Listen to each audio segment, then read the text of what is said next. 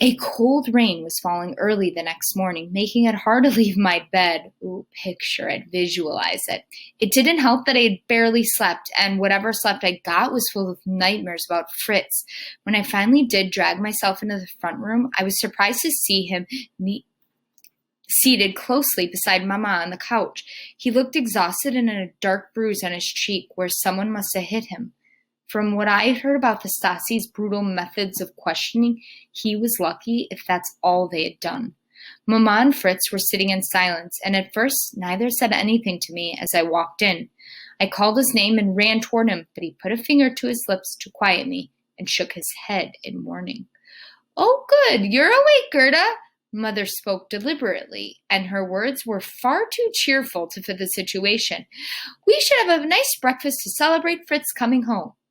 Celebrate his coming home? The Stasi had arrested him and obviously questioned him by force. Maybe we were grateful, but to call this a celebration sounded like a word they wanted us to use. To hear it from my mother's mouth felt strained and unnatural.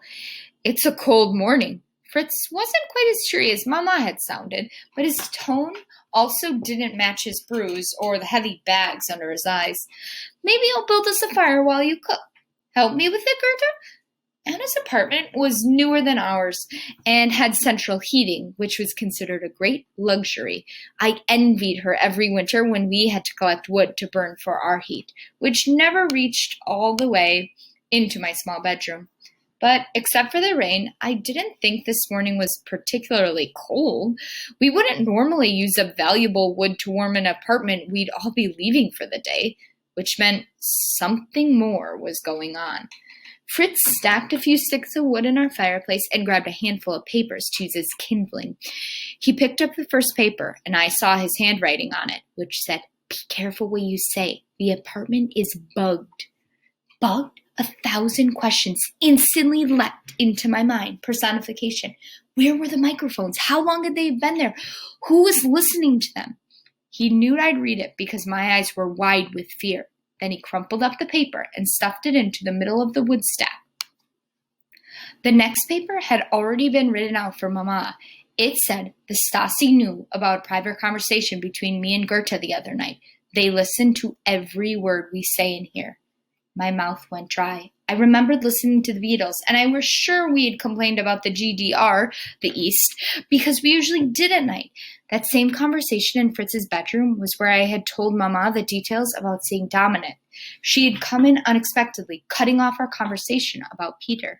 Fritz said Peter had told no one else about his escape, and Fritz had told nobody about it but me. We were the reason they had caught him, the reason he was killed. Tears filled my eyes, and I shook my head, horrified at what all this meant. But Fritz had a paper for that too. He rummaged through a few in his stack until he found one. "We didn't know, but we do now and will be more careful. We must sound happy. We've gone too long without speaking," and Fritz called out, "Gerda and I will have this fire going soon. Then I'll shower and we can get to school. Maybe since Anna won't be at school today, I can walk Gerda there."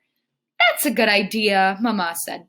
"Although we'll both be at work after school, Gerda, I expect you to come straight home today."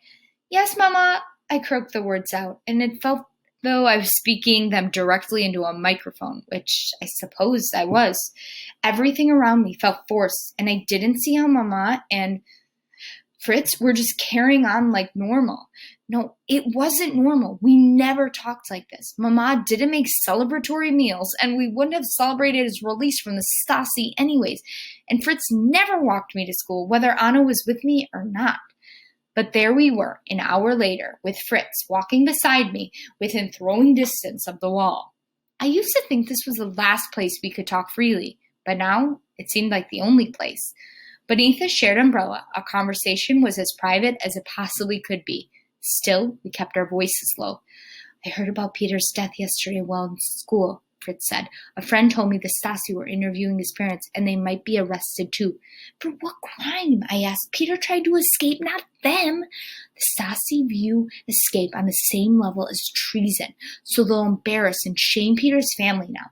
They'll have to work extra hard to prove their loyalty to the state." An older couple was passing by us, so Fritz and I felt silent.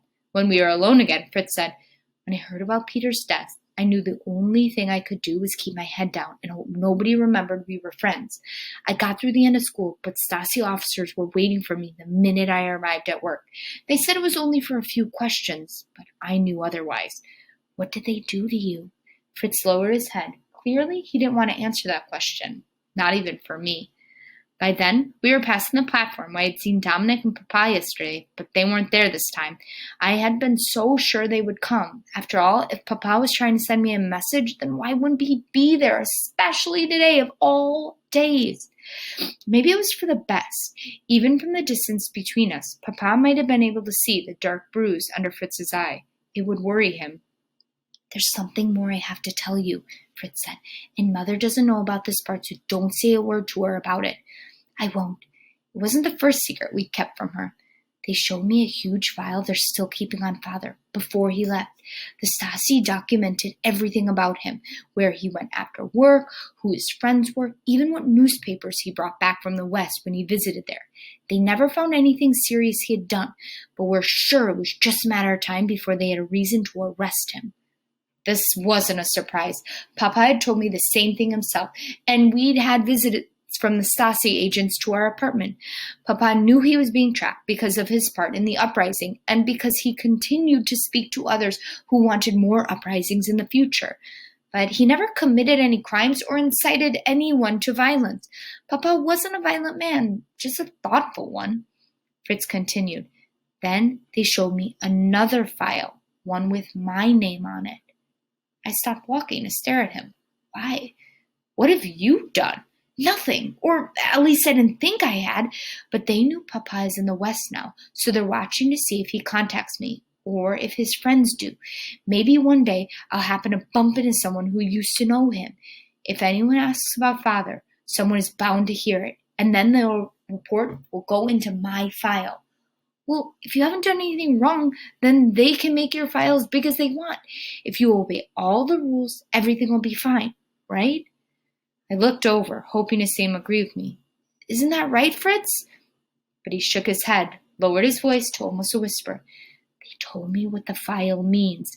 I've been branded a potential enemy of the state. It doesn't matter to them if I've done anything wrong. They just figure I will one day. With that file, I won't be allowed to go to a university or get a good job.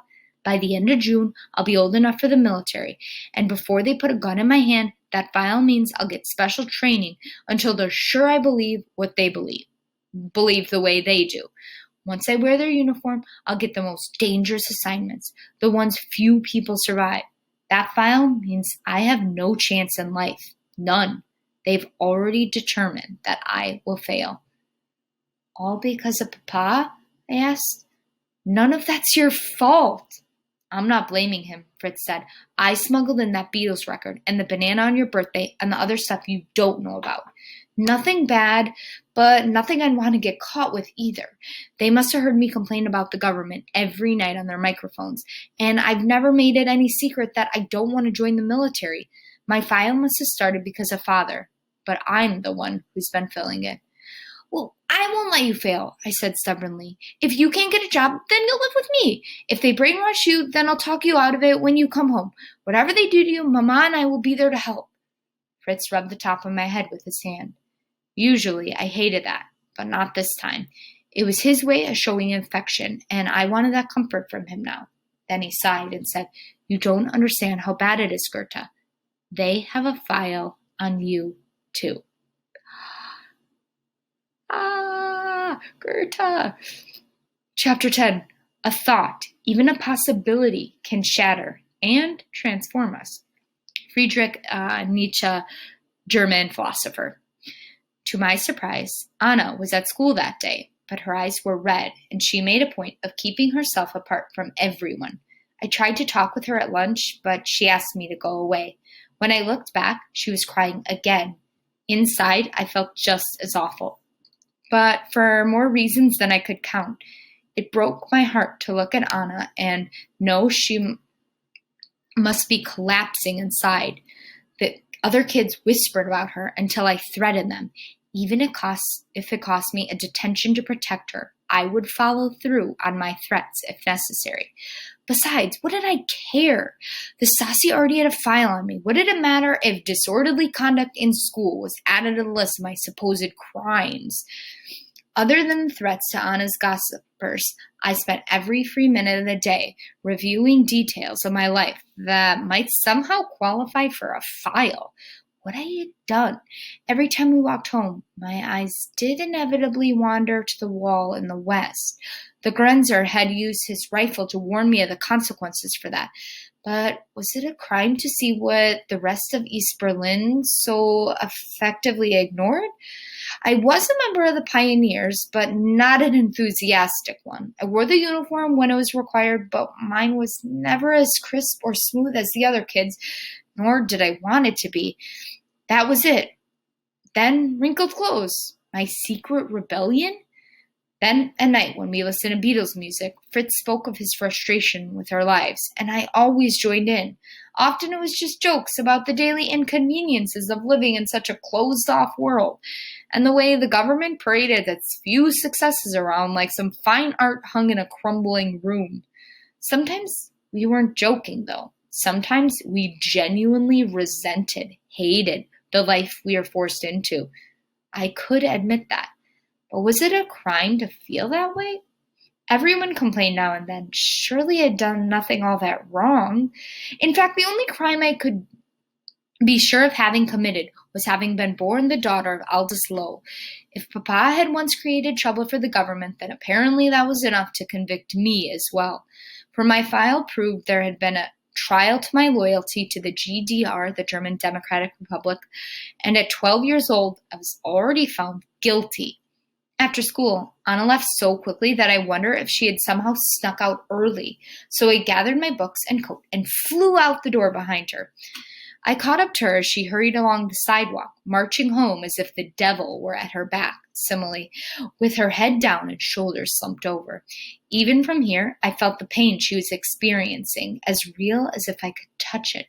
Seeing her ache made me hurt, too. I couldn't help but think of what I'd be going through if Fritz had not returned home last night either. I'm so sorry, Anna, I said. Don't you dare apologize! She swerved on me with a rage I'd never before seen in her. Her eyes blazed and her mouth was curled in an ugly snarl. Your family knew what Peter was going to do. Why didn't you stop him? Why didn't you tell me? I stepped back, caught off guard by her words. He had already left when I found out, I stammered, and he didn't want you to know because he didn't want you to be in trouble afterward. Well, we are, and you could have at least warned us, she said. My parents told us to stay away from you and your family. They knew how you are. But Peter and I always insisted you were good people, that you didn't cause problems like your father did. We were wrong. You were just as bad as he was. Don't speak about my father, I snapped. If Peter tried to leave, that was his doing and no one else's. My father had nothing to do with that, and neither did anyone else in my family. She stiffened as if I slapped her. They told us people would lie about their involvement to save themselves. Peter broke the law when he left, Goethe, just as your father did when he left. You ought to be ashamed of him, just as I have to be ashamed of Peter now. My father loves Germany, and he hates what happened to us. I'm not ashamed to feel the same way. Why are you listening to the Stasi? You have to. Tears filled her eyes. They could take my parents away for this, Goethe, throw them in prison, or worse. What would happen to me then? I wanted to hug her and take the pain away, but I only stood there, feeling useless yet again. No, the state hadn't taken my father, but they certainly were the reason he couldn't come home. And at least I still had my mother.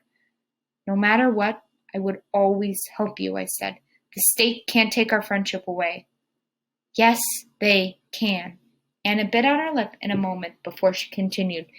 To stay out of prison, we must prove our loyalty. And your family, well, your father anyways, Goethe. We can't be friends anymore. And she ran off down the street on a road that led the long way to her home. That's how eager she was to get away from me. I felt like a disease. Just as my father had infected me, I could now infect others.